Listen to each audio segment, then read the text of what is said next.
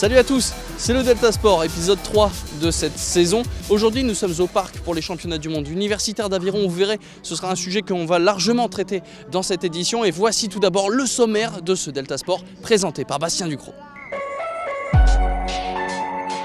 Au sommaire de ce Delta Sport, de la Coupe de France et de la préparation d'avant-saison.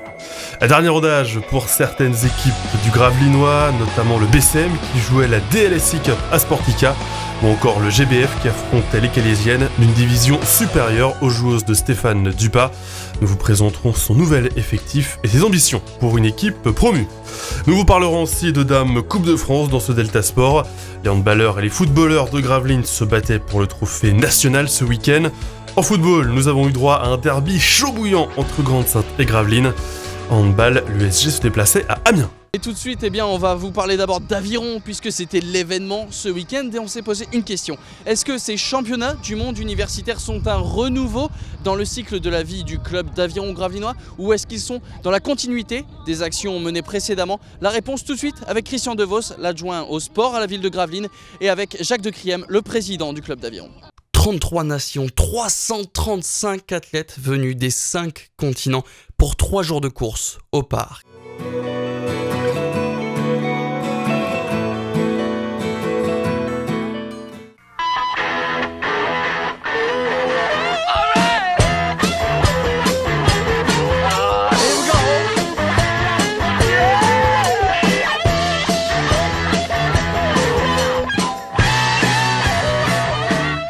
Désormais organisateur d'événements internationaux, donc jusqu'où peut grandir le club d'aviron de Gravelines? Pour moi, c'est un nouveau cycle. Je crois que lorsqu'on a un nouvel élément, un élément de cette qualité-là, ça implique systématiquement un autre fonctionnement, une autre volonté, une autre aspiration et surtout un peu plus d'ambition. Il y a des jeunes, il y a eu de bons résultats au niveau des différents championnats de France jeunes. Et au travers de ces résultats-là, dans 2 ou 3 ans, on va en tirer les fruits et on sera satisfait. J'espère qu'il y aura un champion olympique dans quelques années et au minimum un champion du monde.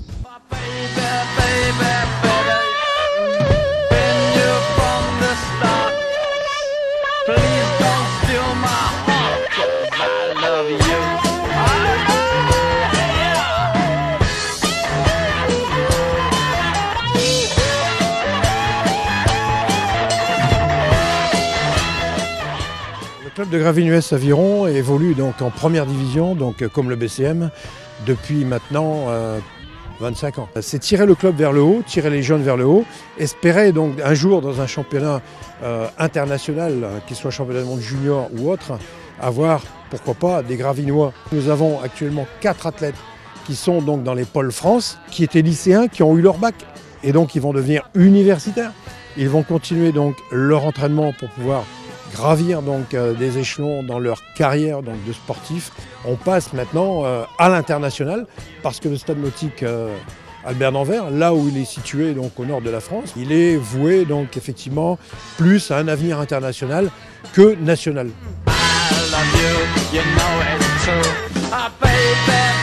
Au bout de 3 jours de course, victoire donc du Royaume-Uni avec 4 médailles d'or, 1 d'argent et 3 de bronze devant la Pologne.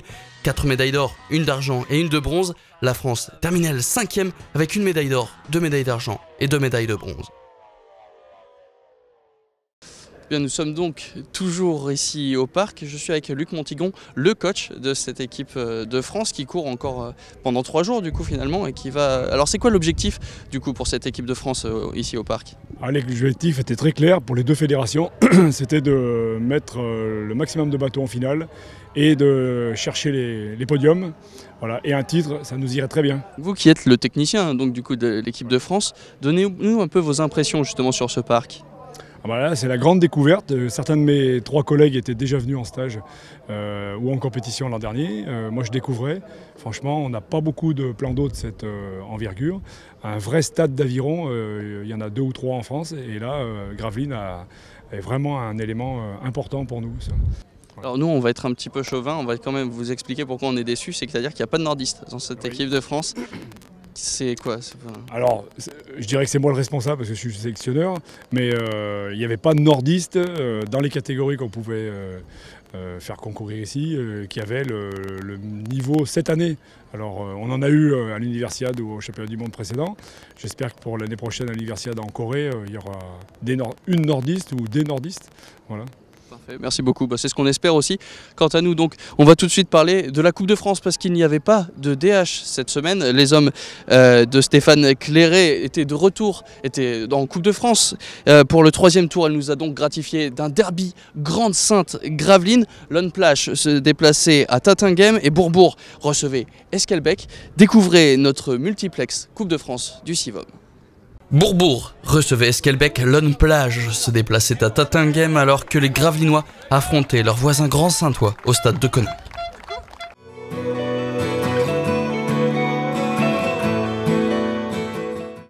Et il n'aura fallu que 4 minutes pour voir le premier but à Grande-Sainte, mais il sera logiquement refusé après cette faute d'Abdelmalik Belaredj. 8 minutes, autre faute, cette fois-ci à Bourbourg. David Wilsteker est exclu sévèrement par l'arbitre de la rencontre. Esquelbecq évoluera à 10 pendant 80 minutes. Après, ça peut être quand même le danger. Le fait qu'on joue à 10 contre 11, ça peut aussi des fois faire qu'ils ont un peu plus de niaque. Cette fois-ci, ça n'a pas été le cas. Et on a su faire le jeu et on a le résultat pour nous, tant mieux. Dans la foulée, les Bourbourgeois vont ouvrir la marque grâce à Nicolas Leprêtre. Premier but de notre multiplex Sivom. 18e minute de jeu, Grande-Sainte peut ouvrir le score chez lui, mais Belaredj croise trop sa frappe.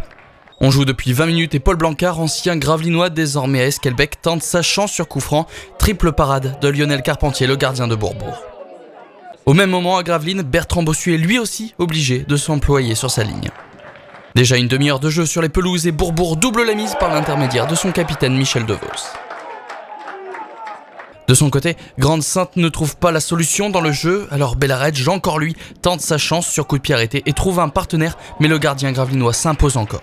Mi-temps, score de parité entre Grande-Sainte et Gravelines, Lone Plage et Tatinghem ont été transparents lors de cette première mi-temps, seul Bourbourg a marqué et mène 2-0.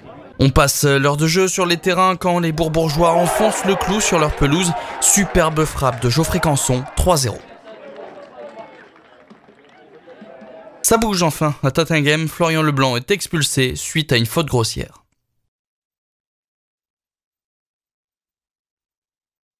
Autre expulsion, cette fois-ci à Bourbourg, Julien Dernier est expulsé après un second carton jaune.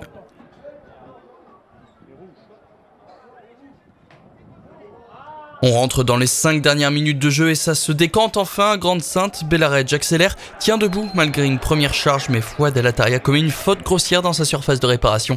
Penalty indiscutable pour les grands Saintois.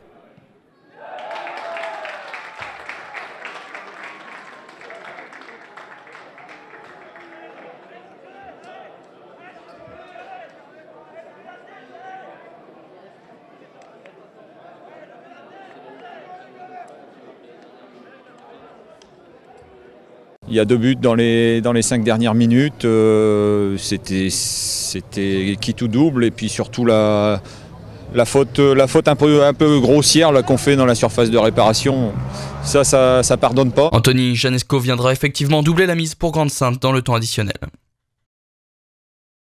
Fin du temps réglementaire, on ne jouera donc plus que sur la pelouse de Tatinghem puisque Lone Plage n'a toujours pas trouvé le chemin défilé. C'est fini par contre à Grande-Sainte où Gravelines s'incline 2-0. L'aventure continue pour Bourbourg qui remporte son match 3-0. Je pense pas qu'on ait assisté à ce qu'on appelle un match de Coupe de France, ni d'un côté ni de l'autre. Je parle en termes d'engagement ou d'agressivité. Ça c'est la première chose. Maintenant on n'a pas assisté non plus à un mauvais match, c'est pas ce que je veux dire, mais l'esprit Coupe de France, je pense qu'on ne l'a pas vu. Victoire logique, ouais, somme toute, on a fait un bon jeu, après on a été aidé un petit peu, c'est vrai qu'ils étaient à 10 contre 11, maintenant on a fait le nécessaire et puis c'est pour toutes les fois qu'on dominait, qu'on ne gagnait pas, cette fois-ci c'est le contraire. On a été peut-être plus discipliné, plus organisé, un peu mieux, surtout là en deuxième mi-temps évidemment avec le vent dans le jeu, sans être transcendant. Donc on a été peut-être un peu meilleur qu'en championnat, mais à l'arrivée on a perdu, donc c'est le résultat qui compte. On peut revenir à tout moment, 1-0, 2-0, c'est jamais terminé. Après à 3-0, c'est vrai qu'il reste un quart d'heure, 3-0, là on peut dire c'est terminé, mais c'est jamais terminé d'avance. Et il faudra attendre la toute fin des prolongations pour Lone Plage. Sur coup de pied arrêté, Anthony Emilio libère les siens.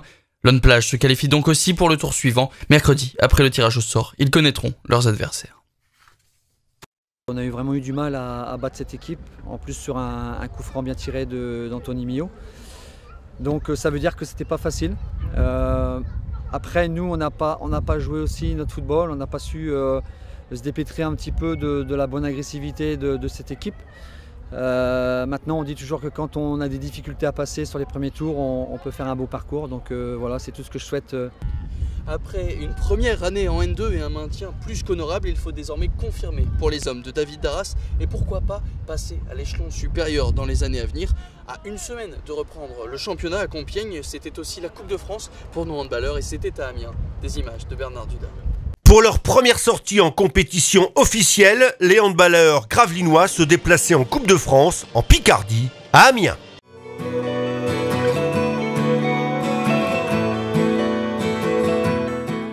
On savait que cette sortie en Coupe de France à Amiens n'allait pas être de tout repos. Elle ne l'a pas été, mais le staff gravelinois est revenu rassuré. L'USG est bien armé pour tenir le coup en National 2. Quant à Amiens, il jouera assurément les premiers rôles. Après un début de rencontre équilibré, 4-3 aux alentours de la 10e minute, Amiens enclenche la seconde et Gravelines reste scotché. 7-0 plus tard, le match est quasiment plié, 11-3. Heureusement, l'USG profite de quelques expulsions picardes pour ne pas se faire complètement distancer. 16-12, c'est le score au repos. À la reprise, Romain Broders et Alexandre Merlin insistent et nos joueurs reviennent au contact. 20-17. Simple feu de paille, Amiens remet les gaz et monte en puissance. En infligeant un terrible 4-0 dans les dernières minutes, les Picards scellent le match sur un score sévère, 30-21, qui ne reflète pas totalement la physionomie de la partie. Amiens sera, à n'en pas douter, une des attractions du championnat, mais l'USG a de quoi tenir tête au Cador. La semaine prochaine, ce sera le début du championnat avec au programme un déplacement à Compiègne, une équipe de l'Oise qui s'est elle aussi bien renforcée à l'intersaison. Les Gravelinois sont prévenus. On recevra David Darras dans l'agenda sport. Il viendra nous présenter son effectif 2014-2015. Nous sommes donc au parc pour ces championnats du monde universitaire d'aviron et je suis avec Philippe Lotte. Vous êtes le directeur des sports de la ville de Gravelines. Première question, très simple. Forcément une réussite pour l'instant ces championnats du monde. Oui, tout à fait. Nous en sommes à la deuxième journée de ces championnats du monde et nous sommes donc au stade des demi-finales qui doivent démarrer cet après-midi. Et effectivement, la journée d'hier qui a vu en fait les équipages s'affronter en éliminatoire s'est bien déroulée, avec un moment particulier qu'on a vécu hier soir sur la place de Gravelines à la cérémonie d'ouverture, qui est quand même un moment assez émouvant où les 34 nations ont défilé avec leurs athlètes dans les rues de Gravelines pour un regroupement sur la place avec une cérémonie protocolaire, etc. qui était assez émouvante. Et effectivement, donc on peut dire que pour le moment, c'est une réussite. Vous qui êtes un expert de l'aviron par votre passé sportif, les conditions météo pour l'instant elles sont plutôt bonnes malgré qu'il y a quand même un peu de vent. Des conditions météo qui sont tout à fait bonnes. Le vent, effectivement, il souffle pas très fort. Il faut aussi rappeler qu'on est un sport extérieur et qu'il faut appréhender les éléments extérieurs tels que le vent. Ce qui serait en revanche plus difficile, c'est que les conditions ne soient pas équitables pour les différents équipages. On voit donc qu'il y a même une équipe par exemple du Sri Lanka qui est venue participer. Alors c'est pas une grande nation de l'aviron, mais ils sont quand même là dans ces championnats du monde universitaire. C'est vraiment un phénomène mondial en fait cette course aujourd'hui. Alors effectivement, ce qui est intéressant aussi sur cette compétition, c'est qu'elle réunit des nations qui ne sont pas réputées pour être des grandes nations d'aviron. Le Sri Lanka, la Malaisie, le Brésil. Et c'est intéressant effectivement de voir que cette discipline en fait s'ouvre de plus en plus aux nations autres que les nations dites traditionnelles et très fortes en aviron. Donc ça c'est vraiment un point fort également sur cette manifestation. Par contre on a une équipe de France qui elle est bien présente, bien représentée. Un petit pronostic pour les podiums finaux ? Une équipe de France qui est là avec, je crois, 6 ou 7 bateaux, 25 athlètes, et qui pour l'instant a franchi les différents obstacles, et l'ensemble des bateaux se retrouvent en demi-finale cet après-midi. Ce sera peut-être plus difficile pour passer le cap pour accéder en finale, mais avec, de ce que j'ai pu observer, un 8 qui a gagné son épreuve éliminatoire hier, donc qui je pense devrait accéder en finale. Dernière question, une petite déception quand même que dans cette équipe de France, il n'y ait pas un seul nordiste, pas un seul même gravelinois. Alors, dans cette équipe de France universitaire, effectivement, ne figure aucun nordiste ni gravelinois. En revanche, Gravelines a quand même fourni cette année 2 juniors en équipe de France qui ont couru les championnats du monde à Hambourg, me semble-t-il, oui, c'est au mois de juillet. Et 2 autres rameurs en ce qu'on appelle dans la catégorie espoir, donc moins de 23 ans, hein, ces 2 rameurs ont été remplaçants, mais 2 rameurs qui ont quand même accédé à une sélection nationale, ce qui fait quand même 4 rameurs de Gravelines qui ont couru des compétitions internationales. Parfait, merci beaucoup. Je rappelle donc que vous êtes le directeur des sports de la ville de Gravelines. Quant à nous, on va parler cette fois-ci de préparation et même d'avant-saison. Et tout d'abord, on va commencer avec le BCM qui jouait ce week-end la DLSI Cup. Alors, ils ont tout d'abord remporté leur premier match 75-66 face à Ostende. Samedi soir, c'était les Boulonnais qui affrontaient les hommes de Christian Monchot. C'est déjà la 2e confrontation cette saison et ce sera sûrement pas la dernière. Le BCM remporte son tournoi en s'imposant devant le SOMB.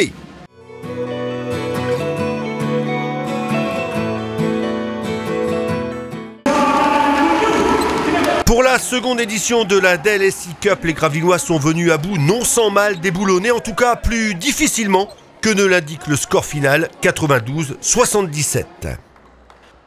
Dès vendredi, le ton est donné, Boulogne bat Nancy et le BCM domine Ostende 75-66. La finale oppose donc samedi soir Gravelines à Boulogne, revanche du match d'il y a 15 jours où le BCM s'était imposé à Damrémont.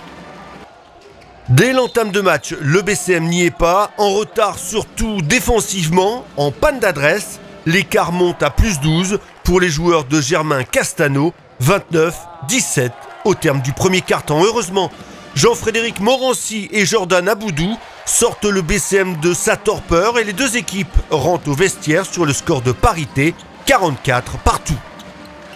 Mais le BCM semble mieux armé que son voisin, le banc est plus fringant et ça ne tarde pas à se voir au tableau d'affichage, d'autant que maintenant les tirs rentrent, McKinney trouve la cible et le SOMB le constate amèrement. Score final 92-77. Il met en évidence la bonne préparation du BCM en avance physiquement sur son adversaire. C'est aussi le constat de Christian Monchot, le coach gravelinois. Le premier quart-temps nous a pas plu, hein, c'est évident. Hein. Le premier quart-temps, ils étaient très bons, on était moins bons. Après, il y a des ajustements qui sont bien faits, mais je pense également que les 2 équipes ne veulent pas complètement se livrer. C'est pas simple hein, de jouer des matchs de préparation quand on se joue un peu plus tard. Voilà, donc pour l'instant, eux ont l'objectif de récupérer et traverser la France parce qu'ils vont à Châlons, je crois. Et nous, on va à Saint-Quentin, c'est un peu plus vrai, mais c'est mercredi. Donc voilà, chacun a des objectifs un peu différents en termes de récupération et de préparation. Avec un bilan de 7 victoires sur 8 matchs de préparation, le BCM semble sur la bonne voie. Prochain match donc, on vient de l'entendre, en Coupe de France pour les 32e de finale face à une équipe de Pro B Saint-Quentin. En attendant, les 3 coups de la proie, lundi 29 septembre à Boulogne, où c'est sûr, ce sera chaud et même très chaud. Et du côté du GBF, là aussi on est en pleine préparation physique pour la saison qui arrive. Jeudi, les filles de Stéphane Dupas affrontaient les Calaisiennes dans leur 3e match de préparation et les Gravelinoises se sont imposées face à une équipe supérieure d'une division. Une équipe qui a été largement remodelée cet été avec 3 nouvelles recrues et une surprise pour le Delta Sport, une habituée du micro, Anne-Charlotte Tassard est de retour sur les bancs de la salle Merlin. Le GBF jouera bien en N3 cette saison. Et côté recrutement, le club fait fort, en taille notamment, avec l'arrivée de 3 nouvelles filles. Le groupe bâti par Stéphane Dupas est plus que soudé depuis le début de cette préparation. Bref, la saison du promu se présente bien. Rencontre avec le coach.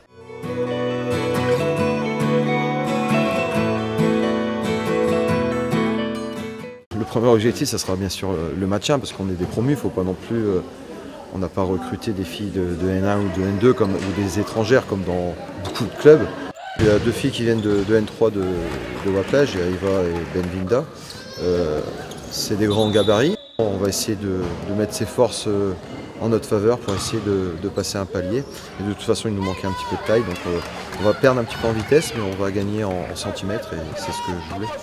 C'est peut-être la complémentarité qui pourra me permettre à certains matchs de jouer petit ou plus grand. Et ça, je fais des essais. Là, ce soir, j'ai fait des essais. Bon, bien sûr, on a encore beaucoup de travail, mais c'est des choses qui pourront peut-être nous servir de gagner un ou 2 matchs de plus, qui nous permettra peut-être de se maintenir. Anne-Charlotte n'était pas prévue initialement dans ce groupe. Elle est revenue, elle prend du plaisir, elle s'entraîne avec nous. Là, je vois qu'elle tient la route. Elle a perdu un petit peu en vitesse, mais elle a encore un peu de physique, et elle a surtout cette expérience de quelques années en N3 et en prénat. Un groupe de 12, c'est pas de trop, et c'est bien parce que je vois l'entraînement, on est souvent à 9, 10, contrairement aux années précédentes où je galérais à travailler mon collectif. Puis là, on bosse, quoi. J'ai vu 1 ou 2 équipes de N3, moi je reste à ma place.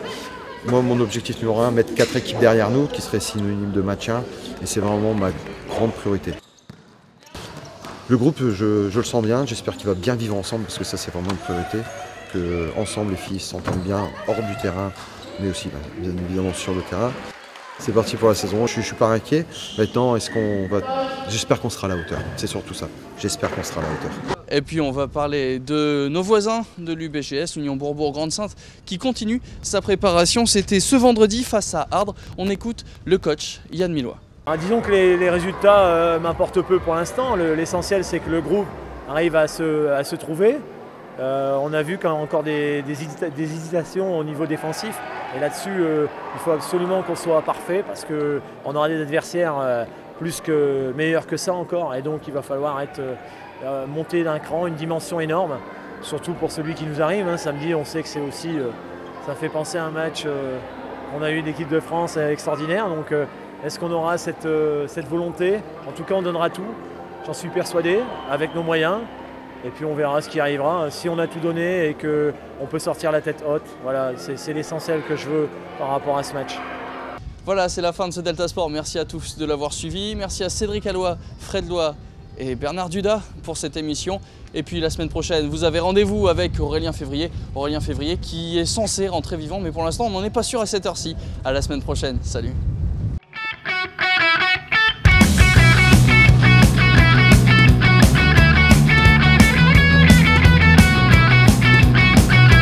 Le Delta Sport vous a été présenté par Vogue Coiffure Sportica. Votre coiffeur pour hommes, femmes et enfants, ouvert du mardi au samedi en non-stop de 9h à 19h. Vogue Coiffure Sportica, 03 28 65 39 37.